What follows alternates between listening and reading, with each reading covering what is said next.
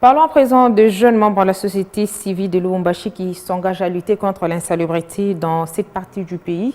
Ils ont effectué une descente sur le terrain en vue d'assainir les avenues de Lubumbashi. La deuxième action du jour était consacrée à la réception des membres du comité national de l'association socioculturelle Saint-Pierre qui accompagne ce combat noble.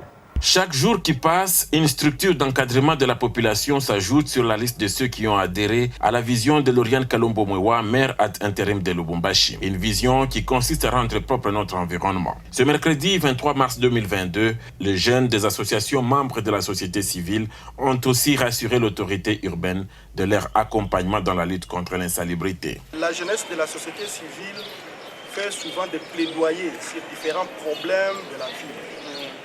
Et que parfois on part même très loin pour critiquer les autorités. Maintenant, si ces mêmes autorités prennent de bonnes décisions, nous devrions avoir le courage et la force d'accompagner cette autorité parce que c'est ce que nous voulions en fait.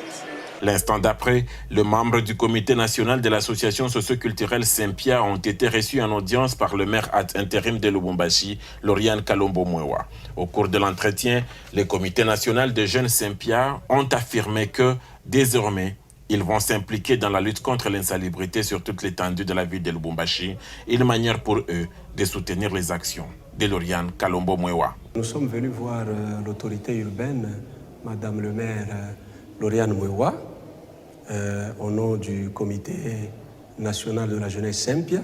Il était temps que sa communauté l'accompagne et lui apporte un soutien par rapport aux actions très brillantes et très appréciables qu'elle est en train de mener dans la gestion de la ville de Lubumbashi. Vous savez que hier, la ville était malpropre. Il y avait l'insalubrité partout. On voyait les déchets ici et là.